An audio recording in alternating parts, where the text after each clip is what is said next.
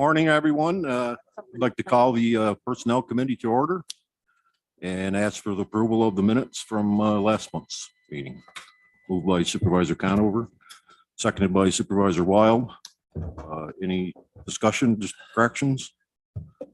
Call the question. All in favor? Aye. Aye. Opposed? Okay, the action agenda. The first item is SUNY Adirondack, and I do believe I see President Duffy. Yes, I do. Yeah, good morning, everyone. Hope everyone is doing well. We're turning the corner on spring here, we hope. So hope you get outside to enjoy it. Thank you for a few moments to just give you an update on the college's work.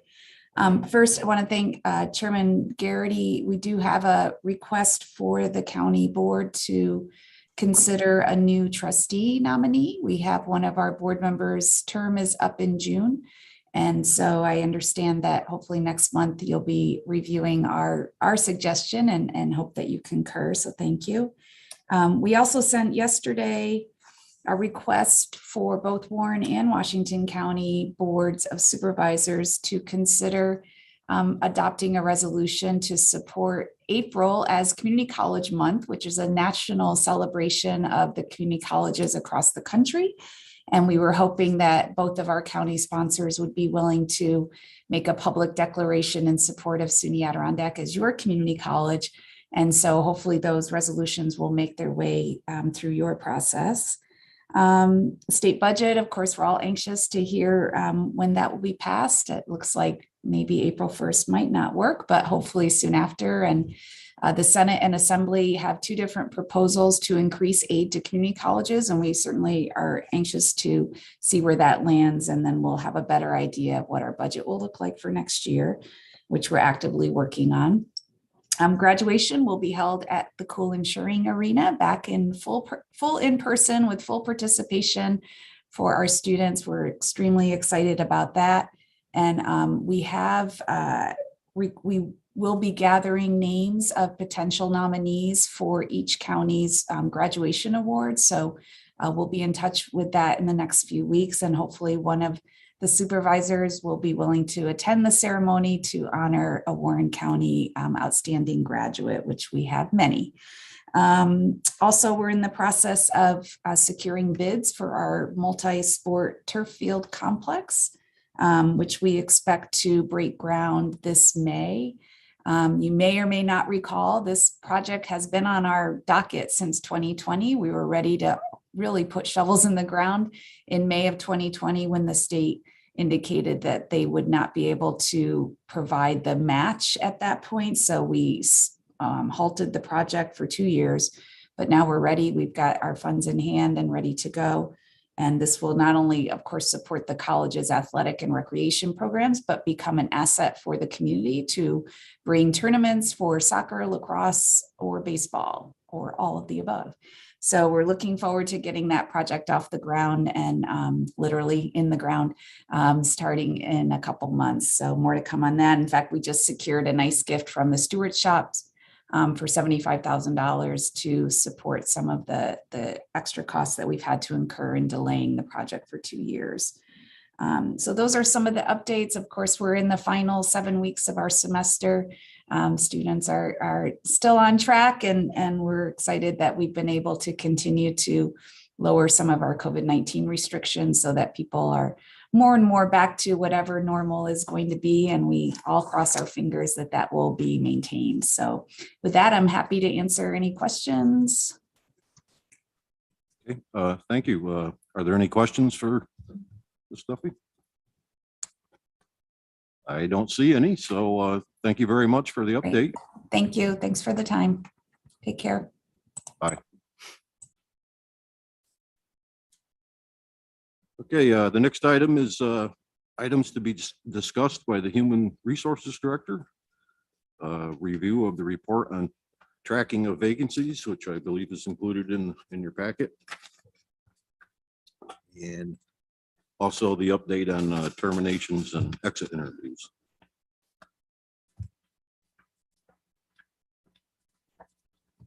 Anything you want to add, Jackie, or okay. Any questions? Okay, number 3, items to be discussed by the personnel officer. A is a request to fill the vacant position of a civil services specialist due to resignation.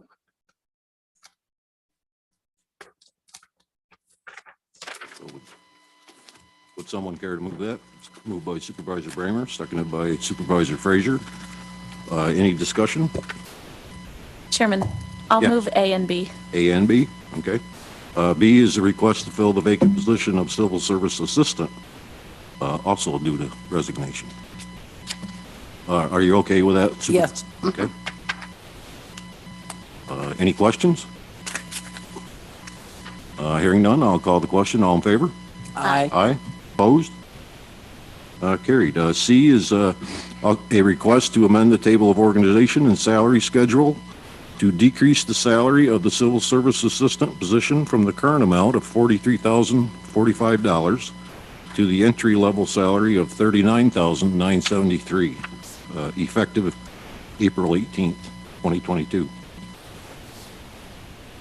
Moved by Supervisor Conover, seconded by Supervisor Frazier. Any discussion on that item? Yes, Supervisor Bramer. Thank you. May I ask, Trish, if this is a position of what kind of education level? Sorry, that was poorly worded. So it's at associate's level or experience. Okay. And so what we're doing is we had a resignation from our civil service specialist and our current civil service assistant. We're looking to appoint to the civil service specialist position. He came to us with experience, so his salary was set based on that experience and his the level he brought to the department. But at this point, we are anticipating putting a non-union position, grade 6, back to entry level. So that's the $39,973 request. Thank you. Okay, any other discussion? Hearing none, I'll call the question. All in favor of C, say aye. Aye. Aye. Opposed? Carried. And D is discussion regarding draft vacancy posting instructions, which are also in your agenda. Last month, this was a request that came to the committee for our civil service department head to draft this up so that it would be, I guess, consistent with throughout the county.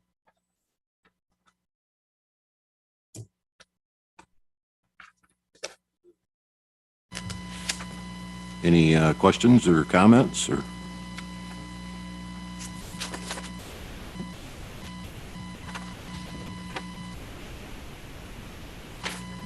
Anything you would like to add?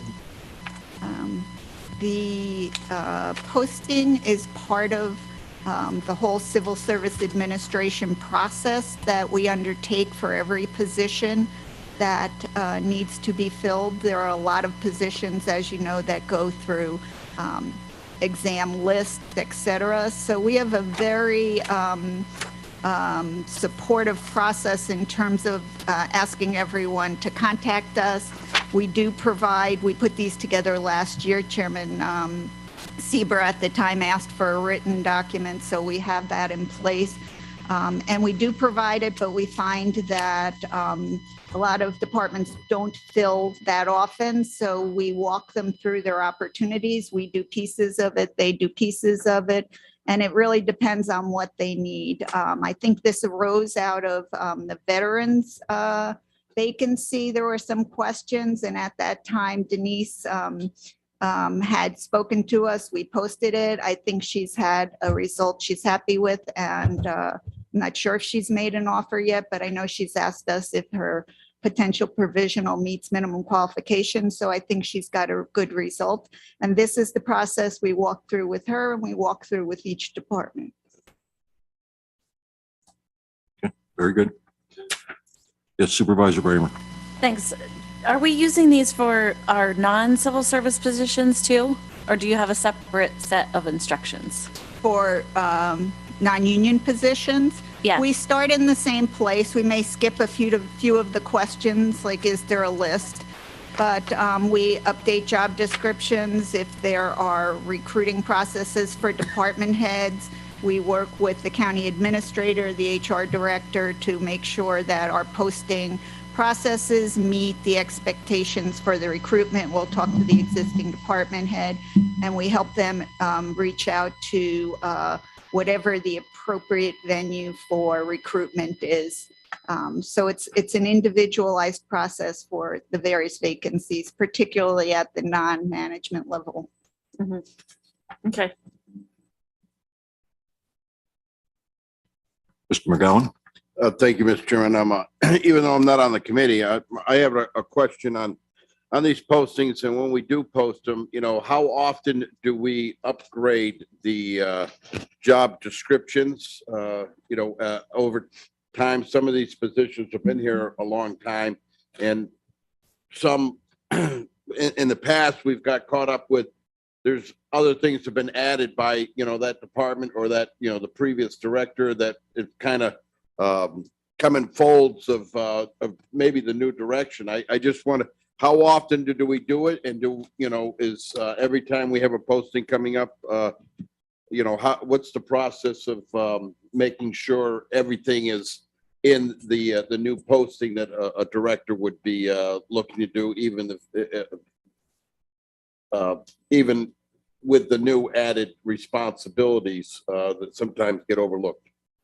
So I think that the best way to answer that is over the past few years, particularly, we have evolved a process that we have used when there are department head changes. Every time there is a new department head appointment coming up, we do work with the administrator, if it's appropriate, with the county attorney, with the HR director, with the department head who is doing the work, to confirm that the job description is current and appropriate, and we will amend accordingly if necessary. Sometimes it's not necessary. Our job description, the classification of job descriptions in civil service, is expected to be broad enough to allow for flexibility of particular duties that are within the scope of the description. Department heads, we very seriously review the descriptions with the powers that be. And for other positions, we actually this year have a goal to update. We have been, last year we updated many job descriptions during the process of the budget. Any position that went in front of the budget committee had a complete review of their job description. And any new proposed positions, we worked with the appropriate parties to update. For this year, our goal is, and we're starting to send out to departments, we've been asked multiple questions. We've been asked, can we make the format the same for all our positions? And we're working on that. We actually have all our job descriptions are in the same format right now in a revised basis. So we are slowly sending them out to departments, asking for their input.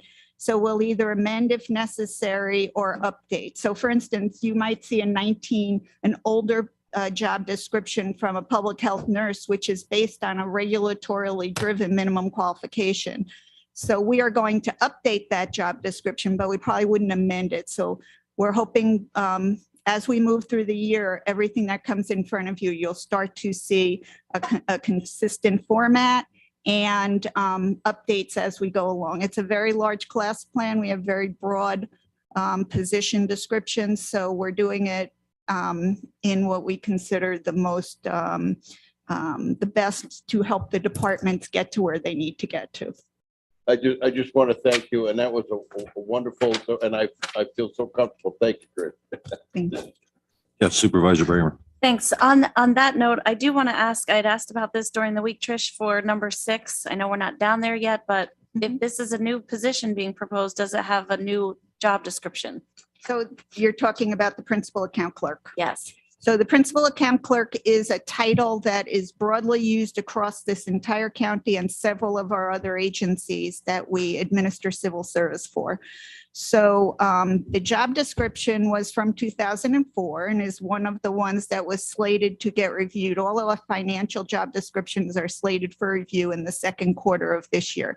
Based on your request and several other requests, I've actually drafted an update this week. We have sent it out to all the departments that would be using that title. And that position, it's not the scope of work that changed. There were updates as to some language we added to make more clear that you had to have a proficiency in the use of financial software, et cetera. So the update on that position and the draft that's out reflects not a change in the scope of work, but a change into update how these positions are undertaken on a day-to-day duty basis.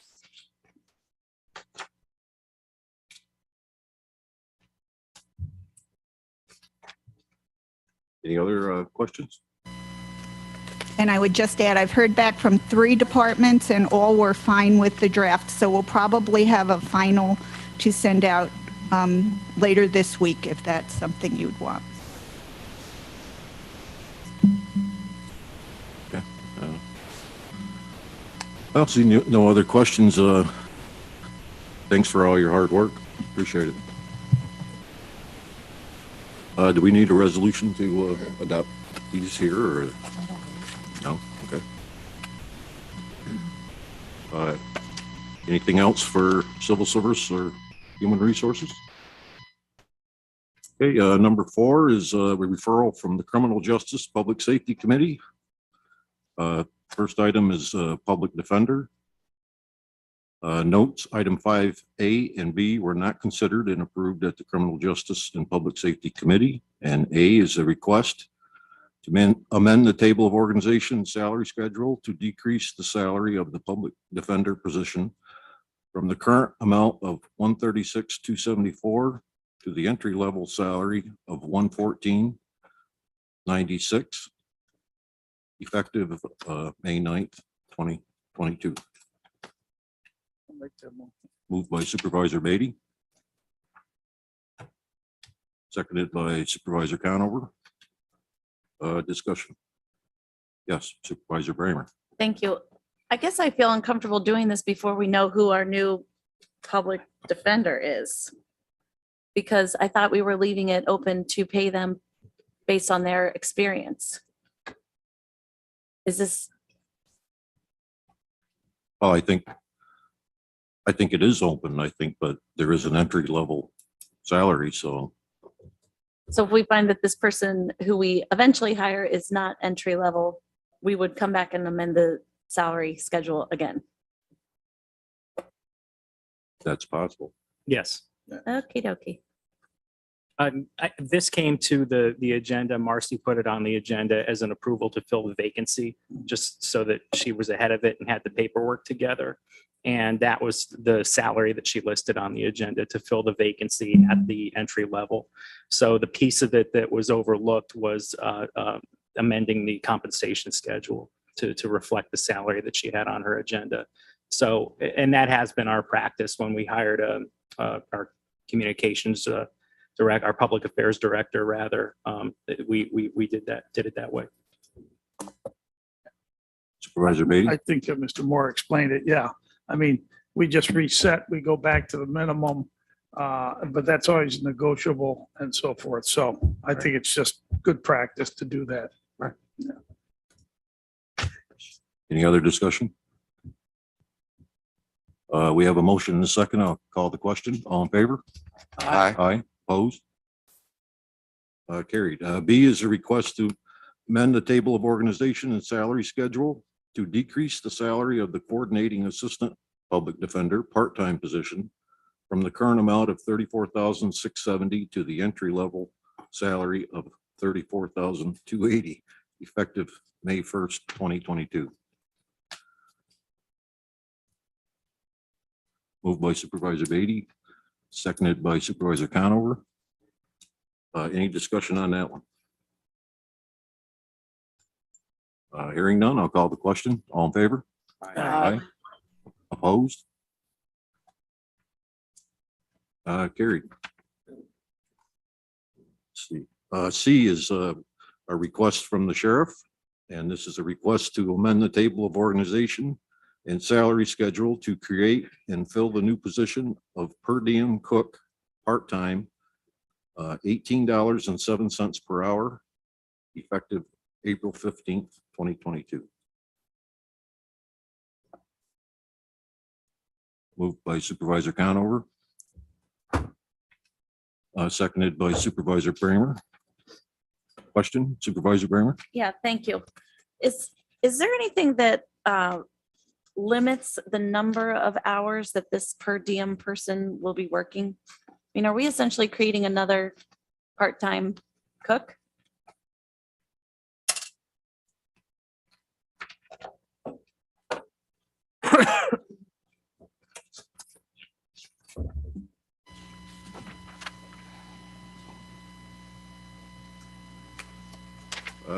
There is a note on the page there that says, this position will be utilized to backfill full-time employee leave and reduce overtime. I don't know if that helps.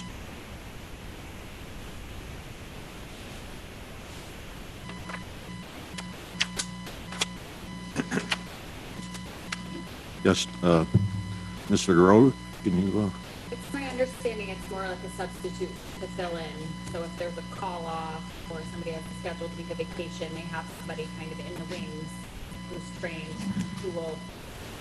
it'll be like a second job for that person, but they're covering absences. It's not an additional person when the full-time people are already here. It's a substitute. Right, I remember that the sheriff did say that during the committee meeting, but if there's absences, let's say 5 days a week, and this person comes in 5 days a week, there's no prohibition against that. They can work as much as they want, I guess, as long as it stays within the sheriff's budget. Otherwise, they'll need to come to us for something. Right. Brian has his hand up. Yeah, I'm just, how would that work from a benefits perspective if they cross over, if you have a per diem who crosses that threshold into full-time? When they come on as a per diem or temporary employee substitute, they're a variable hours employee at open enrollment. We monitor that throughout the year, and they would, if they work a consistent basis of 30 or more hours per week throughout the period, they would have to be offered benefits. Okay. any other discussion?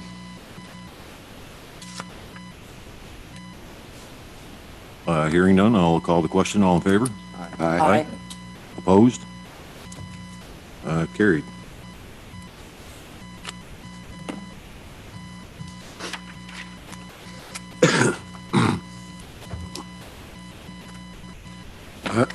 Number 5 is a referral from the Environmental Concerns and Real Property Tax Services Committee. Real Property Tax Services, request to amend the table of organization and salary schedule to increase the salary of the Real Property Tax Services Director from grade 15 increment 10, $78,310 to grade 16 increment 25, $90,706.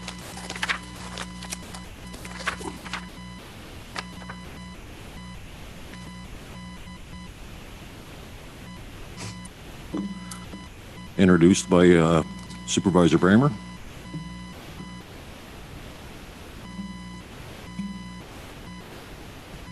Yep, we have a second.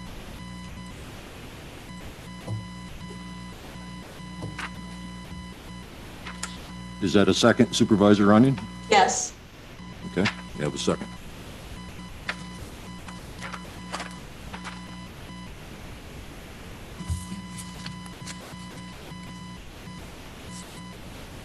It would probably be appropriate to enter into executive session. I guess my recommendation.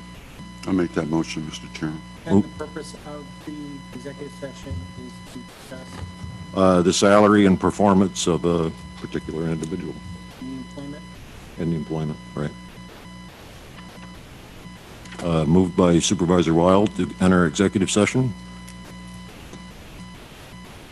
I'll second it. Oh, sorry, That's okay. seconded by Supervisor Runyon. Call the question, all in favor? Aye. Opposed? Okay. Mr. Chairman, I don't see